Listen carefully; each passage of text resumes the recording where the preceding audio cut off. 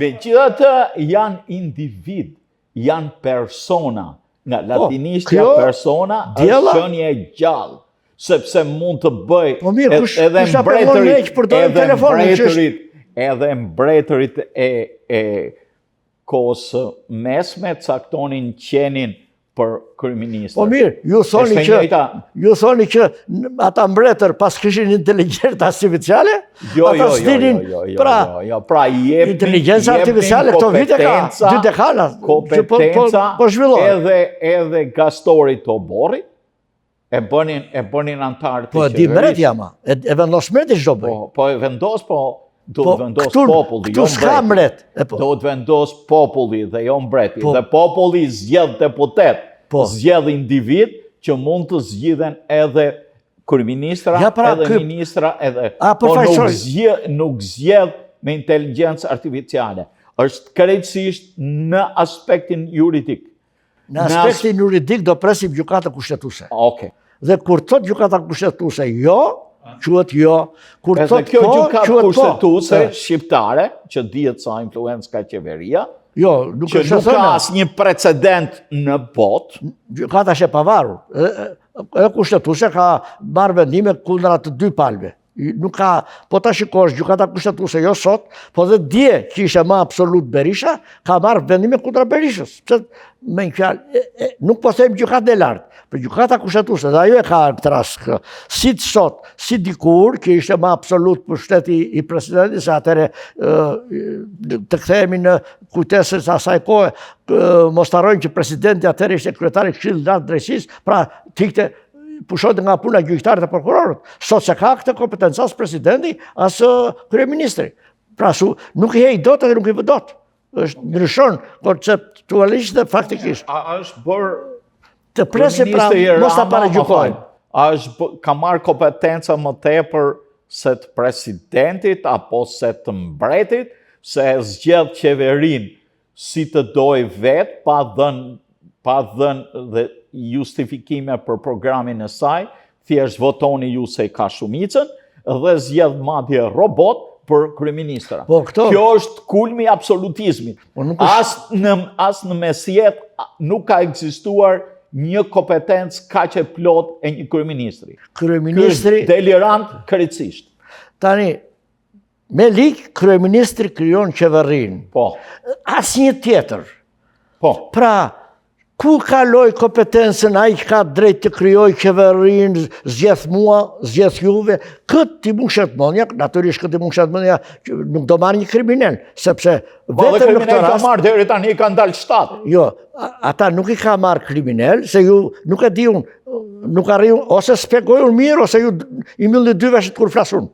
Në qoftë se kryeministri e zgjedh kriminal, ai kriminali ka një ligj dekriminalizimi në Shqipëri, e cili e ndalon për të qenë në postet publike të kriminali, sepse dikush ta çojë atë në komisionin përkatës. Po të gjitha kriminalat dolën që han fruta mas kurrizit të kryeministit, dhe kryeministri nuk e kthe kriminalat, flasim me ligj. Kriminalat sa dalin se pa dal, nuk ka thjerë do të false kur është kriminal në këtë botë. Pasi del kriminal, efektivisht është larguar para se të dalë kriminal bile nga qeveria. Më thua një që ka qenë kriminal dhe ka nel qeveri, pa u marrë sa ka filluar procedura, sa ka marrë indicet e para, i ka larguar, sa janë, 3 janë fakta, de facto. A janë paka shumë. Lalieri është... Lalieri është... Ju thoni për Lalieri, po harroni kryetarin e opozitës tuaj, që është më i avancuar se Lalieri, sepse ka ndaj tij një çështje që ka vajtur në gjyq. Dhe kur do bëhet gjyqi nuk e dim, nësa dhe rri kryetari i opozitës, nësa kryetari i opozitës nuk është Lalieri. Kryetari i shumicës nuk është Lalieri. E dim gjithë. Kryetari i Tiranës. Tirana nuk është Shqipëria, Tirana është pjesë e Shqipërisë. Është gjysma e Shqipërisë, më shumë. Jo, nuk është as gjysma e Shqipërisë. Ka 1 milion banor, Shqipëria ka 2 milion tash. Tirana të regjistruar ka më pak se 800 e ca mijë banor. Ata që ka regjistruar, themun, jo ato që thonë portalet. Pra, Shqipëria nuk është mbi 2 milion, kështu që nuk i bie shumë më pak se gjysma. Llogaritë. Po gjithsesi, ai është kryetar bashkie, ai nuk zgjerr as ligje, as ka shumicën në parlament. Ai them, partia e ka, po ai nuk i ka, se urdhron ai. Nuk është për parlamentin, nuk e ngatroj edhe punë. Po mirë, atë është më i madh. Ka disa më të saj. Është kryeministri më i madh që kanë vi të drejtë për drejti, po dhe presidenti më i madh. Po mirë, tash kryeministri pse s'mendonte më përpara ta ndryshonte kryetarin e bashkisë, po tani pikërisht në këtë moment. Për mendimin tim, gjithmonë mendimi im, sepse jemi fakte, jemi para i fakti. Së shpejti, mendohet që do të kaloj nga Këshilli Bashkiak do të mlidhet, do vendos që të shkarkohet për mos paraqitje në detyrë mbi 3 muaj. A është paradoksale? Ja ta marrë fjalinë se kur them si mendoj unë se s'është megjithëse kështu do ndodh 90%, po 100% është pasi ndodh. Gjëja e sigurt është e ardhmja mendohet, po nuk dihet. Nësa tashme dhe e shkuara gjykohet, po e shikohet dhe gjykohet. Dhe këtu jemi para një tardhme këto që themi ne. Tani flasim para të shkuarës. Sipas ligjit shqiptar, duhet të mungoj mbi 3 muaj, mos paraqitje në zysh, dhe tani a është fajtor ai për këto 3 muaj? Këtu lind një pikpyetje, gjithmonë pikpyetje, nuk po them. Dhe përsëri kjo do varet nga gjykata kushtetuese, se nëse e zëm do merret miratimi për të kaluar kryeministrit për të shkarkuar si kryetar bashkie nga Këshilli Bashkiak, se opozita është, e tha vetë kryetari i opozitës, jemi plotësisht shkarkohet. Edhe pak vota do nga pozita ose nga Partia Socialiste, dhe ai ishte shkarkuar, propozimi për t'i vajtë kryeministri. Ndërkohë, pas këtij vendimi, ai mund të drejtohet gjykatës kushtetuese dhe kryeministri, ose po mori vendim kryeministri, përsëri mund të kaloj kjo, do vejë gjykatë kushtetuese, ka drejt në ankesë 15 ditë. Kjo 15 ditë do vete gjykatës kushtetuese. Sa do vënoj gjykata kushtetuese, unë nuk më të falë, e zëmë se bëhet e përshpejtuar, bëhet dhe një muaj. Dhe pikërisht pas kësaj, që unë mendoj, po tjetë gjykatë kushtetuese tamam strikte, mendoj që ai do kthehet në detyrë, sepse me precedentin shqiptar i njëjti, jo plotësisht i njëjti, por rasti Berishës. Jo, nuk është plotësisht i njëjti, sa ai është deputet. Po në aparencë është i njëjti. Pra ka të përbashkëta rreth 8% të vërtetës. Sa ai është kryetar bashkie, ky është deputet në fundit. Po mungoj mbi 6 muaj dhe shumica mund të mos ta pranonte në parlament dhe do bënte ai ankesë, kuptohet, a do bënte s'do bënte Edi Berisha, po sigurisht do bënte, dhe e mbajti në detyrë, e mbajti deputet, megjithëse kishte kaluar për deputet e ka 6 muaj, se ka 3 që ka për kryetar bashkie, sepse 140 është fundit. S'prish punë të madhe dhe 3-4 muaj le të mungojnë. Pra, në këtë kusht, çfarë do bëjë gjykata kushtetuese? Gjykata kushtetuese gjithsesi nuk ka shprehur në një mendim që u bëre mirë, u bë veprim i mirë për Berishën që në një deputet, po dhe ky është një rast i parë, po si të vendoset ky rast i parë ndaj Veliajt, si të vendoset ky, do marrë një precedent dhe ekziston një rrezik tjetër i madh në këtë rast. Pasi e zëm sikur u vendos që po, vendimi për shkarkimin e kryetarit është i ligjshëm, po se antikushtetues i kuaj me fjalë marroj.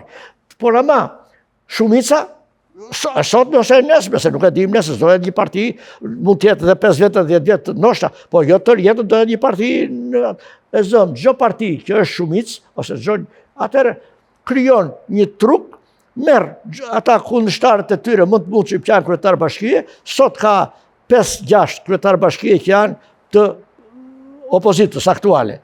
Merë ata 5-6, një prokuror simpatizant i PD-s, tani, i PS-s, më falë, këtali e merë, i arreston me një provë të dyshim, i manë 3 muaj e një ditë, pasaj prokurori thotë më falin se ama u arrestua këtë 3 muaj, më thotë prokurori më falin se gabimi im, që ato ja për shvrejtë, po, jam për të prokurori. Po ai humë si kryetar bashkie, pasaj, po u kryua kjo.